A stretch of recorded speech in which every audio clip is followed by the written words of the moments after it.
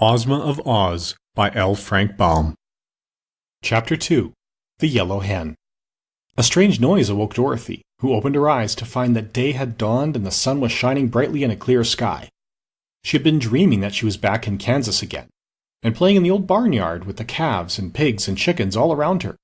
And at first, as she rubbed the sleep from her eyes, she really imagined she was there. Cut, cut, cut, cut, cut, cut, cut, cut, cut, cut. Ah, here was that strange noise that had awakened her. Surely it was a hen cackling. But her wide-open eyes first saw through the slats of the coop the blue waves of the ocean, now calm and placid, and her thoughts flew back to the past night, so full of danger and discomfort. She also began to remember that she was a waif of the storm, adrift upon a treacherous and unknown sea. Cut, cut, cut, cut. What's that? Cried Dorothy, starting to her feet. Why, I've just laid an egg, that's all, replied a small but sharp and distinct voice. And looking around her, the little girl discovered a yellow hen squatting in the opposite corner of the coop. Dear me, she exclaimed in surprise. Have you been here all night too? Of course, answered the hen, fluttering her wings and yawning. When the coop blew away for the ship, I clung fast to this corner with claws and beak, for I knew if I fell into the water I'd surely be drowned. Indeed, I nearly drowned as it was, what with all that water washing over me. I was never so wet before in my life. Yes, agreed Dorothy, it was pretty wet for a time, I know. But do you feel comfortable now? Not very. The sun has helped to dry out my feathers as it has your dress, and I feel better since I laid my morning egg. But what's to become of us, I should like to know, afloat on this big pond? I'd like to know that too, said Dorothy. But tell me, how does it happen that you are able to talk? I thought hens could only cluck and cackle. Why, as for that, answered the yellow hen thoughtfully, I've clucked and cackled all my life, and never spoken a word before this morning that I can remember. But when you asked a question a minute ago, it seemed the most natural thing in the world to answer you. So I spoke, and I seem to keep on speaking, just as you and other human beings do. Strange, isn't it? Very, replied Dorothy. If we were in the land of Oz, I wouldn't think it so queer, because many of the animals can talk in that fairy country. But out here in the ocean must be a good long way from Oz. How is my grammar? Asked the yellow hen anxiously. Do I speak quite properly in your judgment? Yes, said Dorothy, you do very well for a beginner. I'm glad to know that, continued the yellow hen in a confident tone. Because if one is going to talk, it's best to talk correctly. The red rooster has often said that my cluck and my cackle were quite perfect, and now it's a comfort to know I am talking properly. I'm beginning to get hungry, remarked Dorothy. It's breakfast time, but there's no breakfast. You may have my egg, said the yellow hen. I don't care for it, you know. Don't you want to hatch it? Asked the little girl in surprise. No, indeed, I never care to hatch eggs unless I have a nice snug nest in some quiet place, with a baker's dozen of eggs under me. That's 13, you know, and it's a lucky number for hens, so you may as well eat this egg. Oh, I couldn't possibly eat it unless it was cooked, exclaimed Dorothy, but I'm much obliged for your kindness just the same. Don't mention it, my dear, answered the hen calmly and began preening her feathers. For a moment, Dorothy stood looking out over the wide sea. She was still thinking of the egg, though, so presently she asked, Why do you lay eggs when you don't expect to hatch them? It's a habit I have, replied the yellow hen. It has always been my pride to lay a fresh egg every morning, except when I'm molting. I never feel like having my morning cackle till the egg is properly laid, and without the chance to cackle I would not be happy. It's strange, said the girl reflectively. But as I'm not a hen, I can't be expected to understand that. Certainly not, my dear.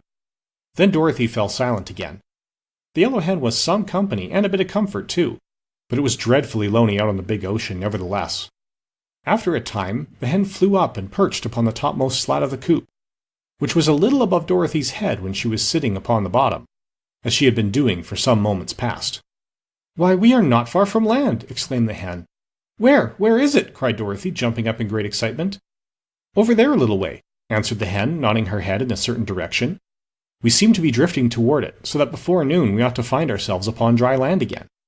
I shall like that, said Dorothy with a little sigh, for her feet and legs were still wetted now and then by the seawater that came through the open slats. So shall I, answered her companion. There is nothing in the world so miserable as a wet hen. The land, which they seemed to be rapidly approaching, since it grew more distinct every minute, was quite beautiful as viewed by the little girl in a floating hen coop. Next to the water was a broad beach of white sand and gravel, and farther back were several rocky hills, while beyond these appeared a strip of green trees that marked the edge of a forest.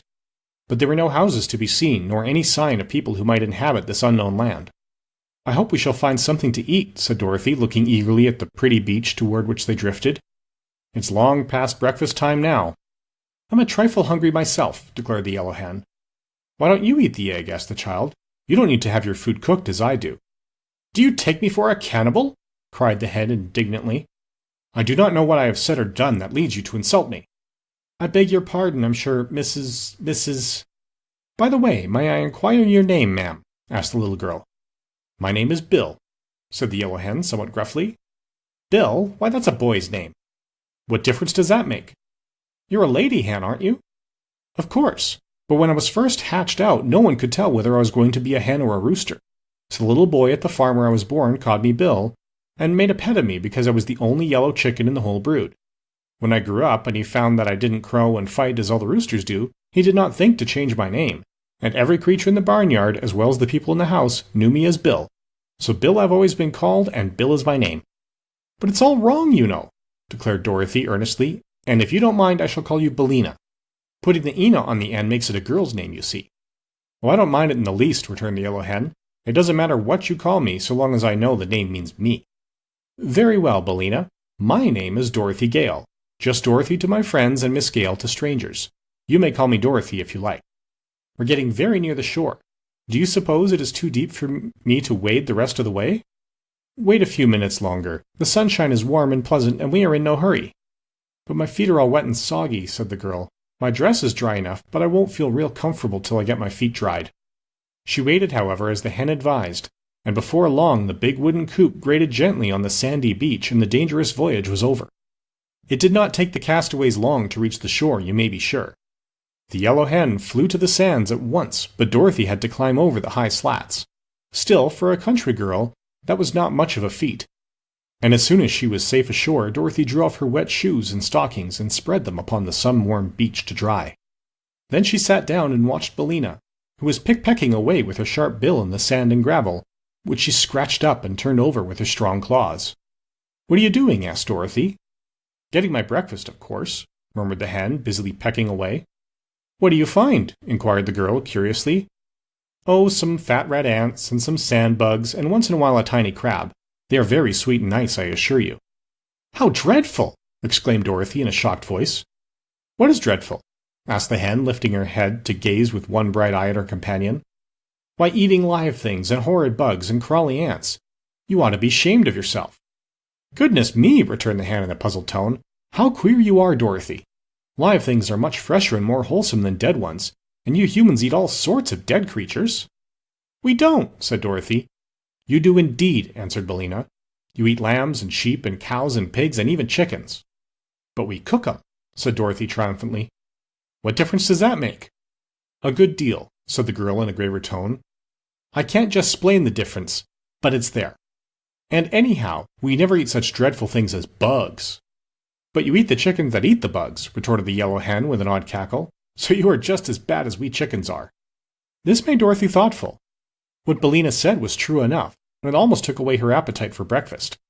As for the Yellow Hen, she continued to peck away at the sand busily and seemed quite contented with her bill of fare.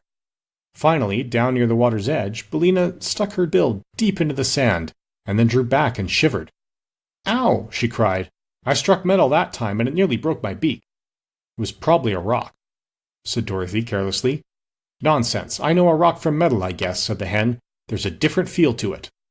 "But there couldn't be any metal on this wild, deserted seashore," persisted the girl.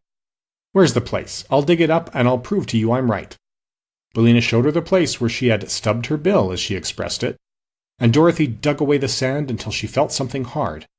Then, thrusting in her hand, she pulled the thing out, and discovered it to be a large-sized golden key, rather old, but still bright and of perfect shape. "What did I tell you?" cried the hen with a cackle of triumph. "Can I tell metal when I bump into it, or is the thing a rock?" "It's metal, sure enough," answered the child, gazing thoughtfully at the curious thing she had found. "I think it is pure gold, and it must have lain hidden in the sand for a long time. How do you suppose it came there, Billina? And what do you suppose this mysterious key unlocks?" "I can't say," replied the hen. "You ought to know more about locks and keys than I do." Dorothy glanced around. There was no sign of any house in that part of the country, and she reasoned that every key must fit a lock, and every lock must have a purpose. Perhaps the key had been lost by somebody who lived far away, but had wandered on this very shore. Musing on these things, the girl put the key in a pocket of her dress, and then slowly drew on her shoes and stockings, which the sun had fully dried. "I believe, Bellina," she said, "I'll have a look round, and see if I could find some breakfast."